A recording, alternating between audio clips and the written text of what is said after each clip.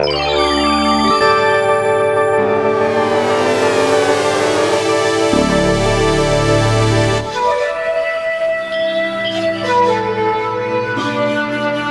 not your past lives. They are. You were sheared. What? They are and they're not. They are and they're not. I'll let Creatious tell you about that. Let Creatious tell you about it. All right. I'm going to go away, sort of, more or less, but I'll be here. But anyway, so we'll just let Creatious come in and tell you what he wants to tell you about all this. All right. So I'll be right around. So much to, we are going to turn your world. Forget what Kathy said, we are going to turn your world upside down now. Yes? So this will be very exciting for all of you. First, I would, and some of you have done this already, but we are going to do it again because it never hurts. I will ask you all to close your eyes for me. And I would ask you to take a very deep breath and relax once again, as Norton had you relax a moment ago. We are just going to breathe deeply. And as we breathe, we are going to envision that breath as a sparkling silver light. See it come in as a beautiful stream, filling your body. Allow it to circulate through you. And then exhale and watch as it exits you. And this time it's golden, but still sparkling. It's alive. Now once again, let us breathe in again. And that light is silver. Once again, sparkling. Just beautiful to see. We allow it to enter our body, to circulate through our limbs. And now open your body. Open the pores of your skin and allow that beautiful light to seep out through you. Just as though you were cheesecloth, yes? Allow that light to seep out of your skin and to work its way in through all the light that surrounds you. Now I would have you draw it back in the same way, not through your mouth and your nose, but allow your body to act like a sponge. Allow it to draw that light, that wonderful breath, that wonderful energy into you once again. Feel it.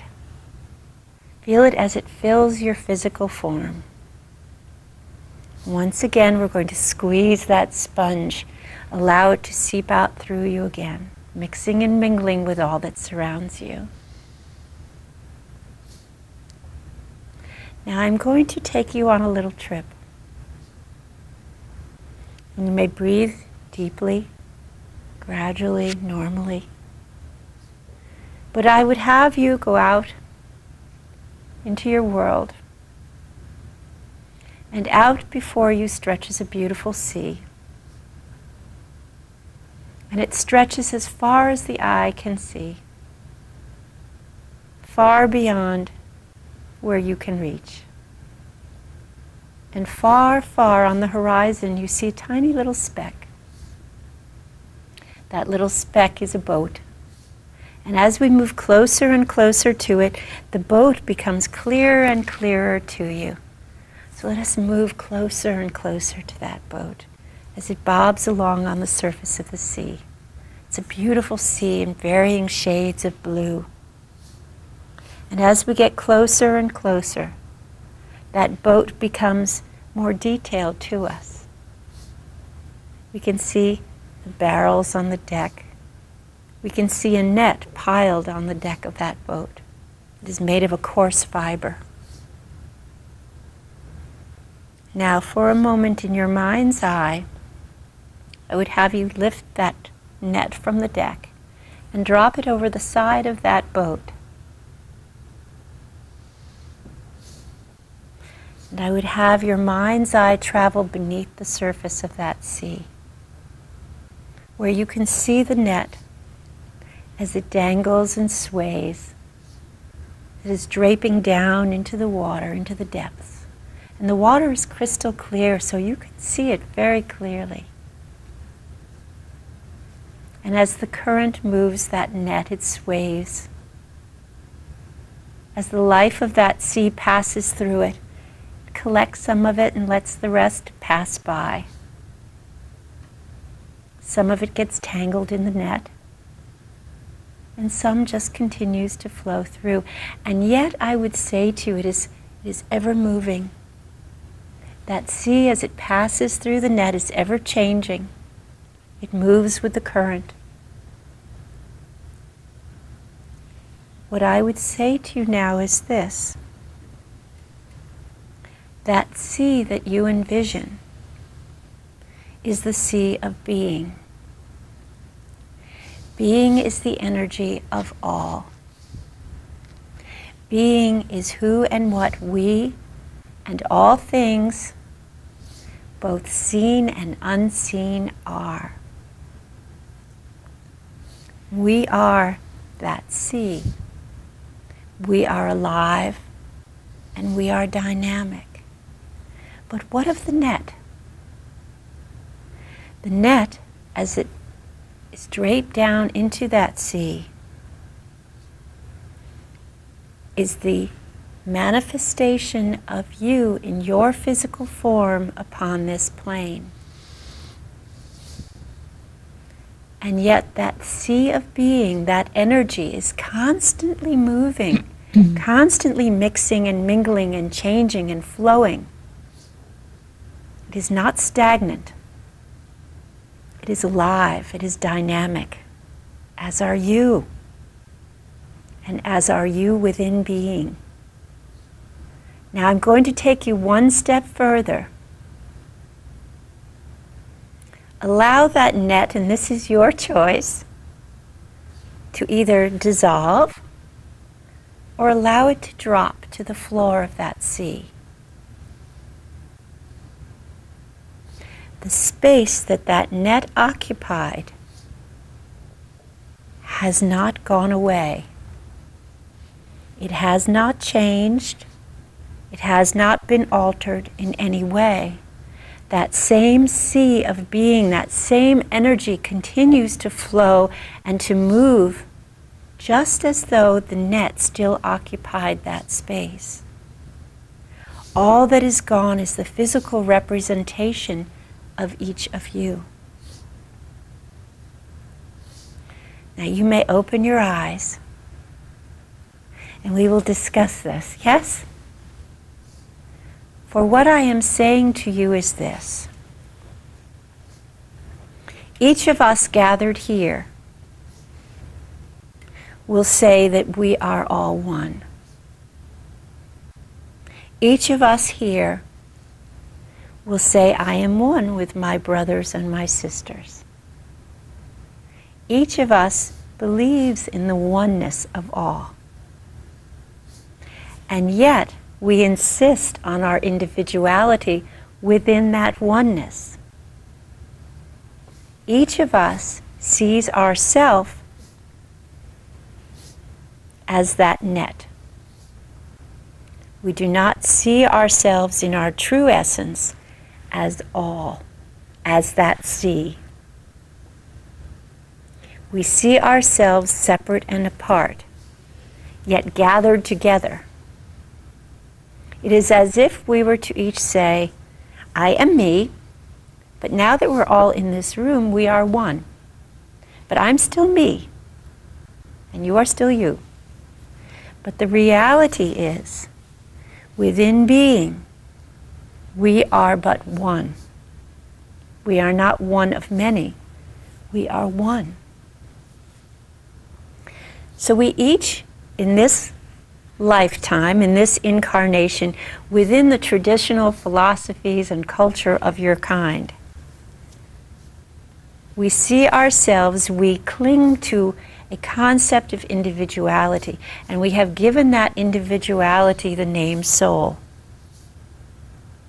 It is what makes each of us in our mind separate and apart and special. Know that you are even more special as one. Know that your greatness is amplified infinitely as one. So why then do we insist on the individuality of the soul, you may ask? It is because the soul, in fact and truth, is the ego hard at work, that works as our survival skill within this framework, within this incarnation. It is what makes us survive. It is what makes us, in this framework, be strong. It is what motivates us and gives us goals and allows us defenses against the onslaught of our environment. We see ourselves as individual and strong. Yet in our oneness, in our true nature as being, we are all. Within our true nature, there is no separation. We are not only other humankind, but we are the very air that we breathe, the thoughts that we think, the words that we say. We are all things, remember I have said, seen and unseen, both upon this plane and others, and of all dimensions. When we speak of our spirit guides, when we speak of our angels, when we speak of our saints and archangels, when we speak of wise men and wizards and aliens who aid us in this life, what we are speaking of in truth is the treasure that is the wisdom of being. When we leave this plane, when that net falls to the floor or dissolves in the ocean, yes? Remember, I'm speaking metaphorically here. When that happens, the experience that we in our physical form have experienced continues to flow with that sea. It continues to be part of the all. Thus, because there is in truth no true individuality other than the oneness of being, all experience, all lives, all past lives, all future lives, our current incarnation belong to us all. It is not, and I apologize, Norton, for the correction, but it is not that these are not your past lives. Rather, all lives are your past lives. All lives are yours. All experience is yours. All power is yours. All wisdom is yours. All grief and sorrow is yours because you are all. So know this and rejoice in this.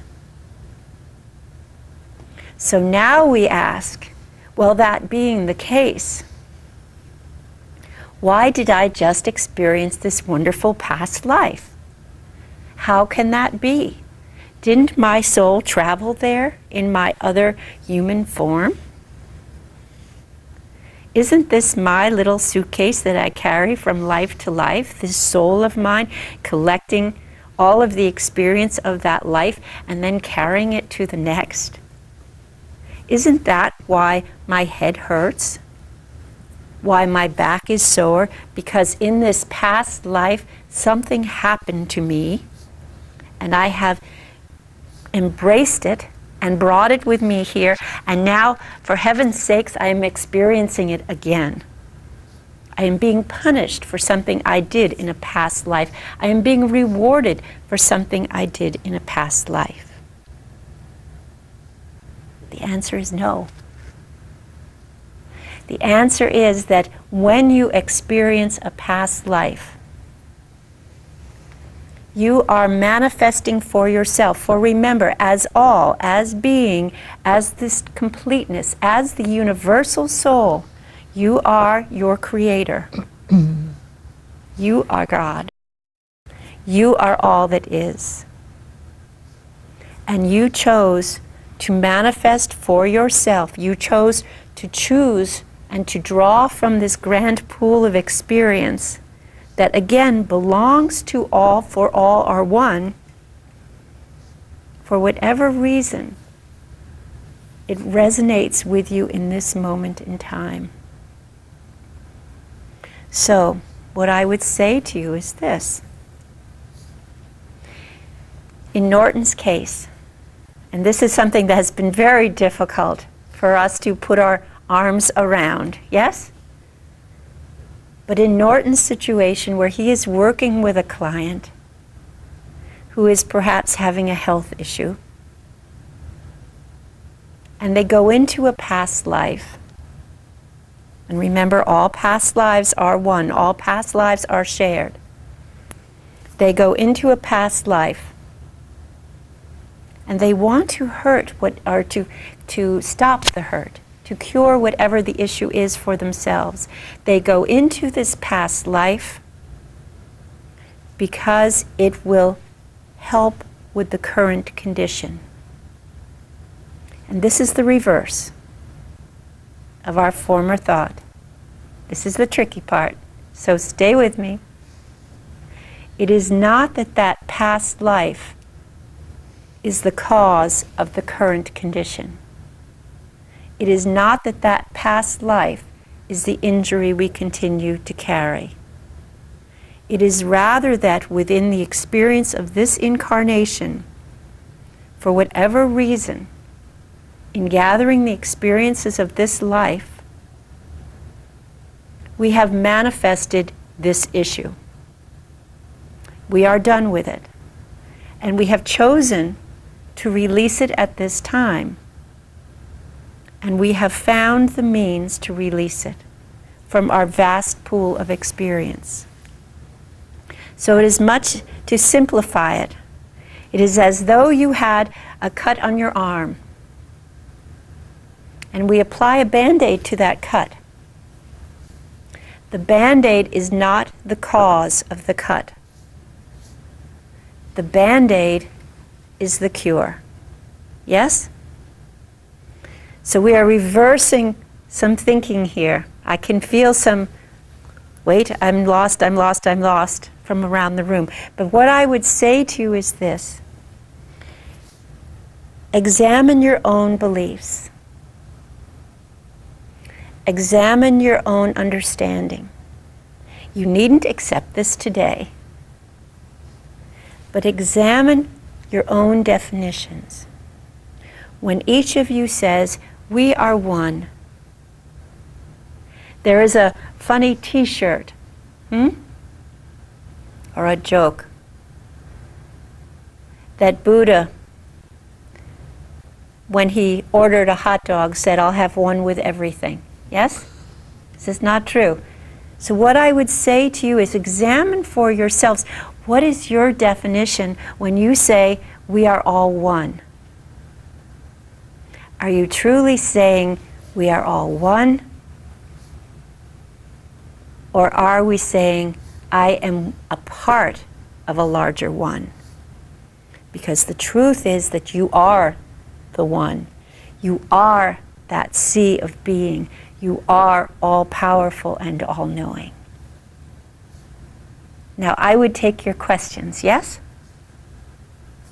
Dory. Yes. Okay.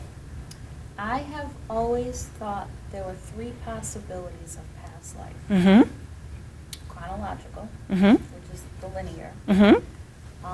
Concurrent, interdimensional, all at the same time. Mm-hmm. And the source being Akashic records or collective consciousness, and we just pull down these lives. Mm-hmm. And that seems to be the one that you were talking about. Mm-hmm. Yes? Mm-hmm. What I would say to you is this, when we speak of time, this is a favorite topic of mine, yes? Think of time this way. Some of you have heard this already, so bear with me. If I were to take you out into space, deep space, and say to you, Dory, what time is it? Time, space, or space-time? Which one? Any kind. There is Any kind. If I take you out into deep space, exactly, there is no time. For time, as humankind measures it, is measured by the progression of this earth around your sun, yes? So if we took that away, how do we determine? Even if I were to take you into a, the space shuttle, which I guess is gone now. Yes, Kathy is telling me that's gone now. But if I were to take you in orbit around your planet and ask you from there, what time is it? Looking down on your Earth, you'd have to ask, where? Yes? So even upon a sphere as small as your Earth, there is so much variation. Yes? So remember that time is not true. Time is simply a measurement that humankind uses to define their space in it. Yes? If I were to stand you in the middle of a brook, and to your left, upstream, is the future, because it is moving toward you. Where you stand is the present, and where you look downstream is the past. If I move you up or down that stream, you can move within times. You can change time, can you not? Think of it this way. So don't get caught up in the concept of time, for it really has no bearing. That's what I lean toward. Wonderful. Yes. Then you are headed in the right Well, direction. It's so refreshing to hear, because I've always looked at the third choice. So you know the And truth. Well, I don't know, if you say so. It's refreshing to hear this particular explanation, because it makes sense. It makes so much sense. Again, I say to you, each of us, and so many say, especially within this community of thought, will say we're all one, and yet they can't let go. They can't let go of who they see themselves to be. Yes? The linear time seems so constricted, Mm-hmm. Mm-hmm. and it's man-made. Indeed. If, again, let us go back to that sea of being, and if I dropped you into it from up on high, and let's assume for a moment that you can breathe just fine underwater, yes?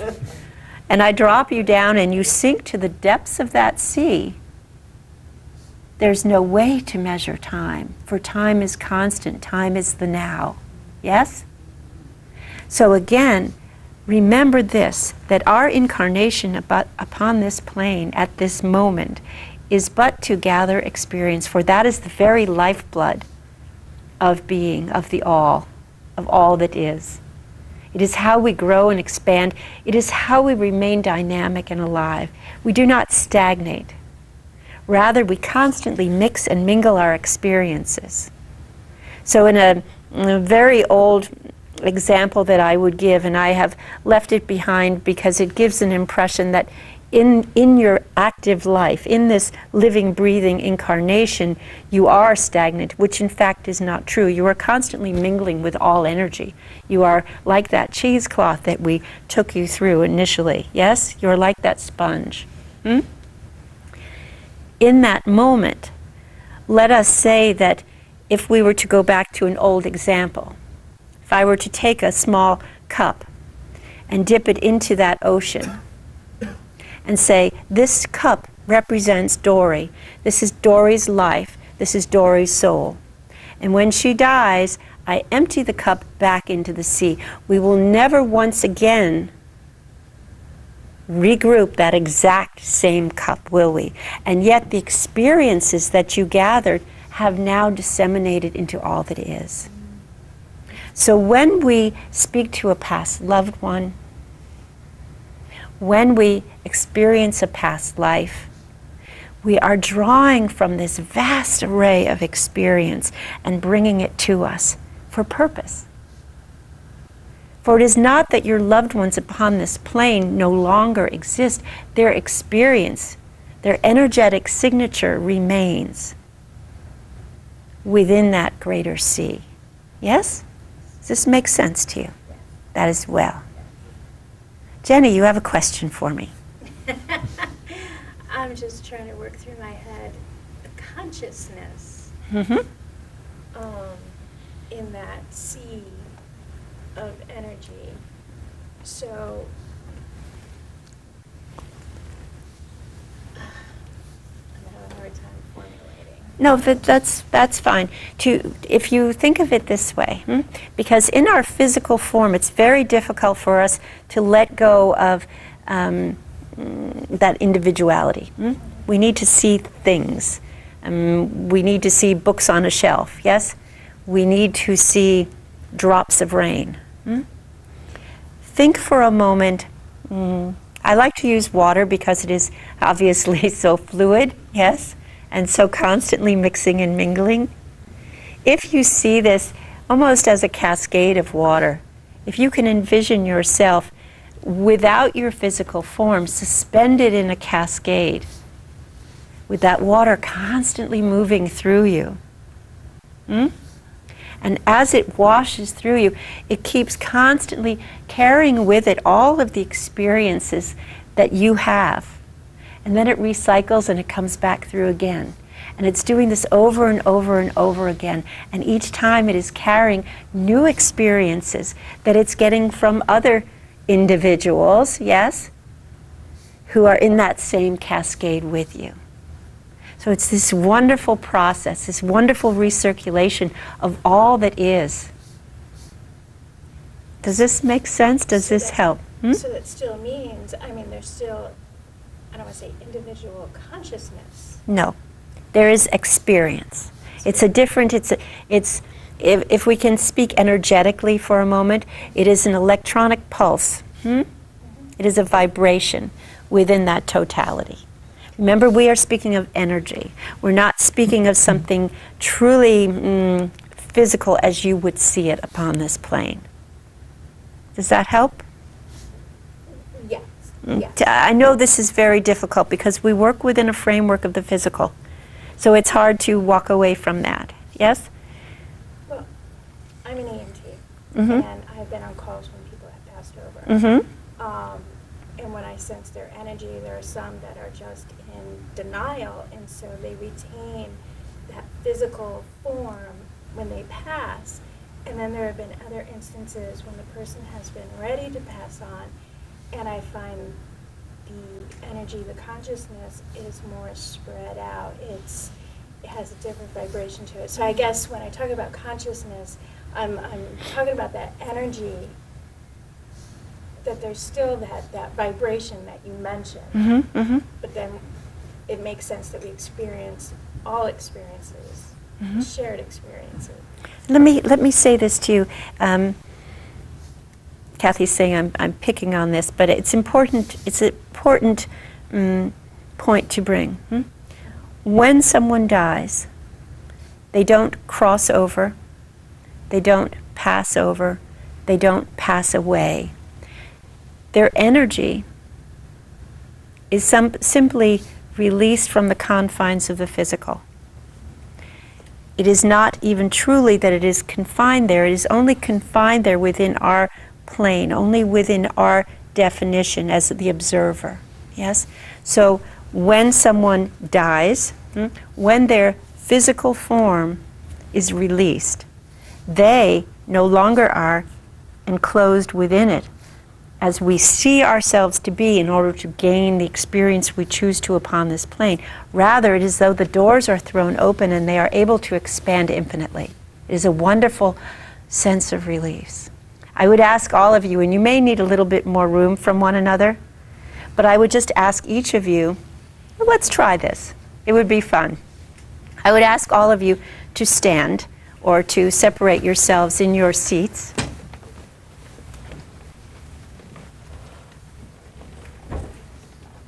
And let's just experience getting out of this box, huh?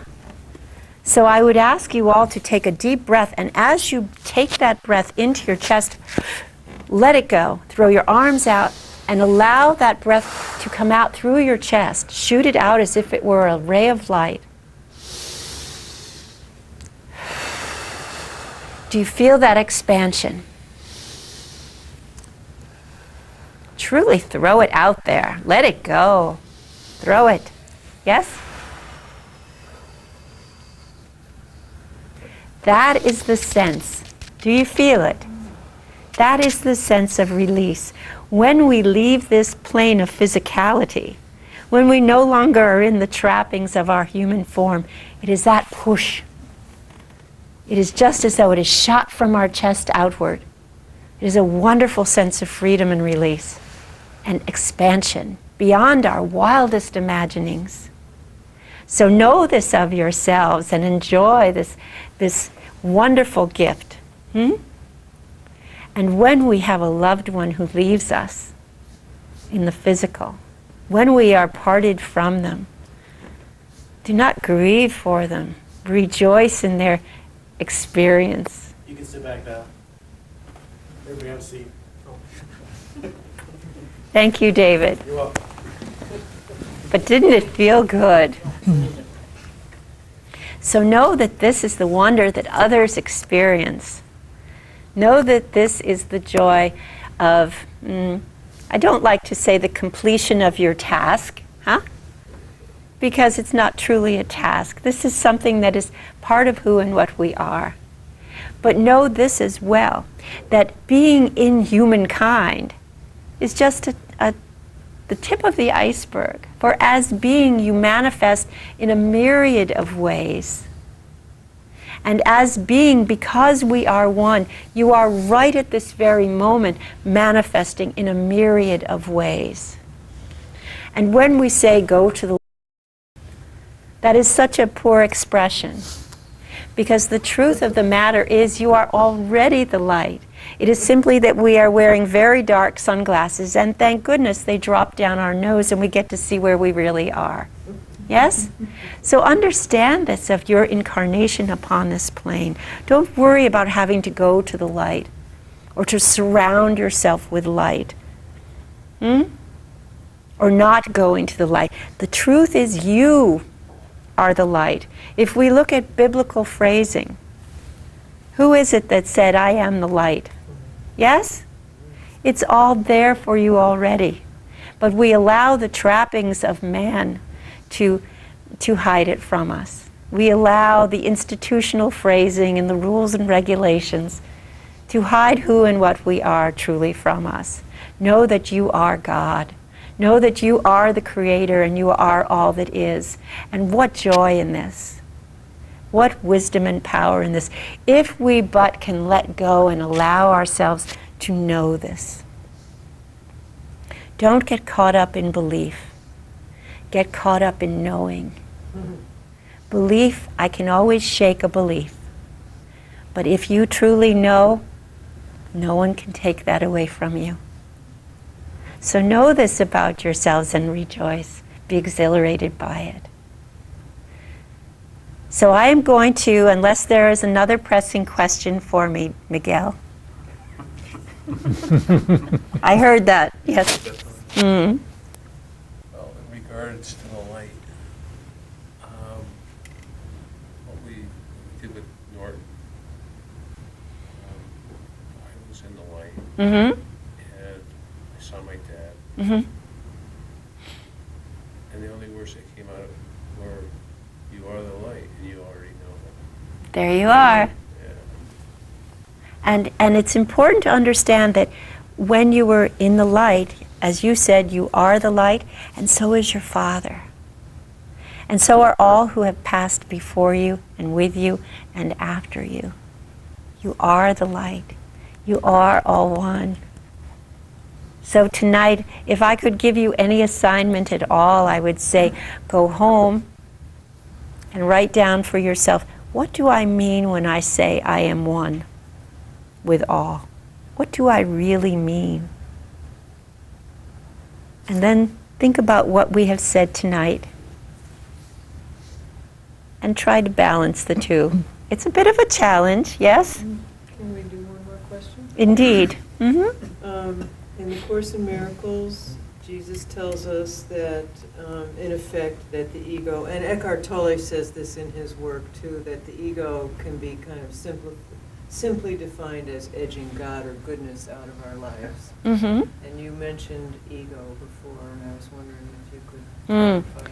What I would say to you, and I take issue with the term goodness. Oh. And let me explain why. Yes? You're sort of getting a total overhaul of everything at once, yes?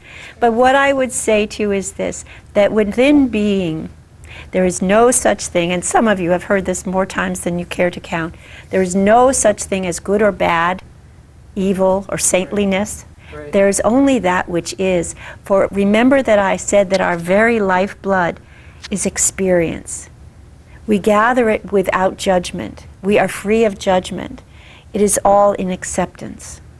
We accept that which is, and that is how we choose to grow and to expand. Once we begin to put labels on things, we limit ourselves. We limit our understanding. If we can release the concepts of good and bad, right and wrong, and only see things that are, to say that it is and all things serve, yes? Then we can come to accept one another and all things. And remember that when we judge, because I have said we are but one, we are all, we are judging ourselves. And who are we to judge ourselves as less or more? Yes? So try to move away, yes, from that concept of good and bad, because remember, from every perspective, you can switch and turn that definition over and over again. What is good to you may be bad to someone else, and vice versa, yes? That's very easy to see in our lives. So if we just said edging God out, E-G-O. Oh, no, because remember I said to you, you are God. But the ego edges God out. No, the ego is our survival skill. The ego, again, remember we are not judging. The ego serves. The ego is our survival skill upon this plane. The ego is what allows us to navigate these very stormy waters of our incarnation upon this plane. It allows us to build that shell, which we need. I am not saying we do not need it. But in order to navigate this very stormy sea, yes, we need ego upon this plane to protect us, to keep us on course. Yes? If we let ego go, if we did not care for ourselves, then what would we allow to happen? But as we begin to see ourselves as all, ego becomes less important. As we begin to accept all, ego begins to take a back seat to spirit. I like to say that if you imagine yourself as a little Volkswagen bug, yes? Okay. Ego is the one at the wheel who's steering, saying turn left here, turn right there, yes? Okay. But it is spirit, it is the energy of being that is in your gas tank, moving you along, yes? Okay. So begin to see yourself as that, and try to find a way to let spirit out of the gas tank and maybe let it work the pedals a little bit. Yes? Or do a little steering too. Indeed, or perhaps do a little steering. But ego is important. Don't let ego disappear from your life, for it is your protection. Do you have more ego if you're driving a Rolls Royce? No, it's all the same. It's all the same, yes? Scorpio the love bug. Yes, there you go. Although you know, Miguel, I don't like that word either. Love? Love, I do Love. not care for that word. May I Tell them explain? why, Creatious. Tell them why you don't love it. How many times, have you heard someone say, I love you? How many times have you heard someone say, I love that movie? How many times have you heard someone say, I love that pocketbook. It looks great with the shoes that I love. Yes? How many times have you heard people say, love ya? So what in truth does love mean? Love has so many meanings, can be interpreted in so many ways, can be conditional. Yes? I would love you only if you would fill in the blank. I love you because you fill in the blank. The word I would replace it with is acceptance, because acceptance is unconditional. Yes? So don't give up on the word love. Just remember that better to work toward acceptance, because in acceptance, not only are we accepting all others and seeing them as they serve all, but we are also accepting that they are we as we are them. Yes? So kind of pop that away. That's something to mull over later when you can't sleep tonight trying to figure out about ego. Yes? So I would offer you that. Rosie, you have a question for me.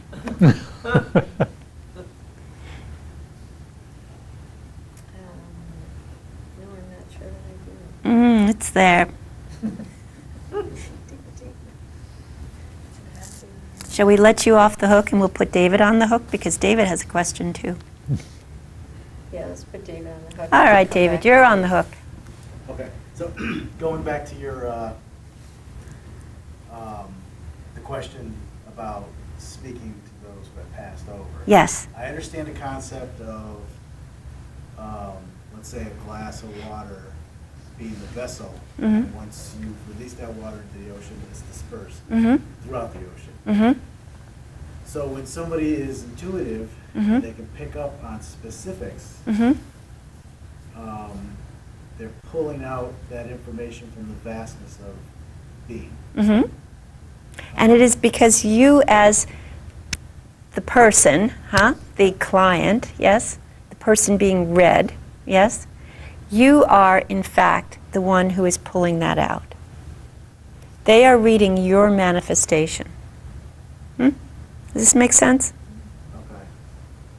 So remember that we are all God, yes? Yeah. And when someone is doing a reading for you and they are talking about, say, a loved one of yours who has passed away. For example, this is a wonderful example. Last night, Kathy went to see Patty Sinclair, who is a wonderful medium,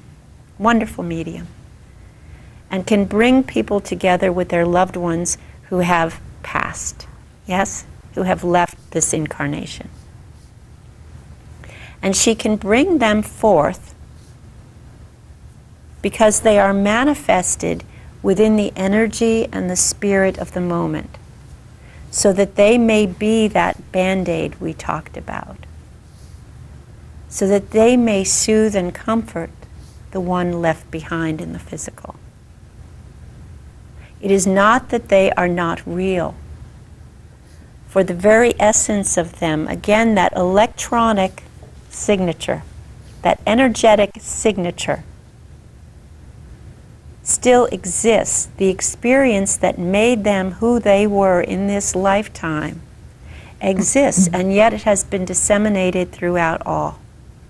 So we gather it back together and we present it so that it may serve, so that it may answer the question or soothe the broken heart. Yes?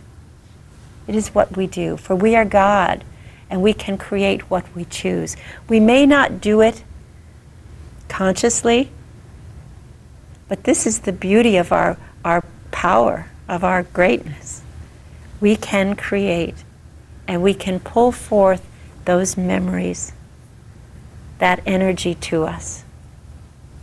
It's a wonderful gift. Yes? Does this answer your question, David? Yes. I could see how the intuitive person would be able to tune in and pick up that information Mm-hmm. and then give it back to you. Mm-hmm. So when you get into the past life scenario, you brought up the analogy of going to a library, Mm-hmm. which made sense. Mhm. Not tonight, but another time you said. Mm-hmm. That when you're going, let me see if I got this right. When you have a specific issue in this Mhm. lifetime Mhm. and you regress to a memory, you're going to that library to pull out something that resonates with you in this lifetime to help you heal yourself, essentially. Indeed. Okay. And Norton is the very helpful guide to get you there. Yes? Right. So he brings you to I'm a that. librarian. Indeed. We'll get you some of those little glasses and the little visor, yes? But he is really your tour guide, almost. He takes you to that place so that you may access it. Now, sorry to say this, Norton, but we can all do this, yes? We can all, because we are all totally immersed within being. Remember going back to the fishing net and being constantly flowing through us and moving and being alive within us. It's almost as though it's our life, our blood, yes? In fact, it is. And it is constant throughout us, constantly changing, not stagnant in any way. All we need to do is to accept who and what we are, so that we may then access that same treasure trove of information. So what stops most people from doing it? It is that they allow ego and Mhm. allow the physical to limit their view. And even as small children, how oftentimes do parents correct their children? Yes? Yeah. How often does our world correct the innocent? Yes? The unjaded, as it were. Yes? So know that this information is ours for the taking. But we have to go beyond belief to knowing. Because as long as you only believe, there is always doubt. And there is always room for doubt. It is only when you move from belief to knowing that you know that it is yours, that no one can get it out of your hand. Yes? So think on that as well. Lots of little things, lots of homework assignments tonight. Yes? I have a question. Indeed. I have my See? question. I told you so. My question that belongs to all. Good one. Where does emotion fit into all of this? Emotion is energy, yes? Emotion is all. Emotion is being. So when we talk about being, we are talking about energy. And remember that I said that thoughts, even that are not manifested, those are energy, those are being. Emotion, again, is part of that greater sea. And you have brought up something that I would like to touch on. Remember how I have said that you are each God, and that we as all are God. And here's a very easy way to see it. When you have a thought, you have a choice whether to manifest that thought or to just let it go. So it is within being. As being, we, as the collective we, have the choice to manifest or let it just continue on its way. So each of us being here, when people say, well, why was I born? Did I choose to be born? Did I choose to be a tree? Did I choose to be a rock? Did I choose to be a man or a woman? It is not you as you see yourself in this individuality, but it is rather you as the totality of being chose to manifest for the experiences to be taken from this incarnation. We chose. We chose. Not you chose. Does that make sense to you? Oh, okay. Okay. We as the totality. So perhaps leave the we out, say the totality of being, the all that you are, yes? The totality chose. I as the one chose.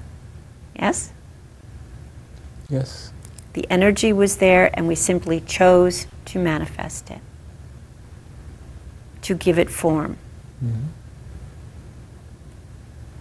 Well, Creatious, thank you very much for this Indeed, evening. this is well. Very well. So now that I have totally rocked everyone's boat, yes, I am glad to have done this, and I look forward to your growth and learning in this way. Well, Yes? thank you. Indeed. We have Kathy back. Indeed. Well, Kathy's coming back. I want to say something. Kathy and I have been together for well over 20 years, and all this information is coming, and each time is new information, and this is exciting. And a lot of us don't fully understand that each time we get more and more and more, and after 20 some odd years, we're just starting to get it. We'll get it one of these days. We'll come around.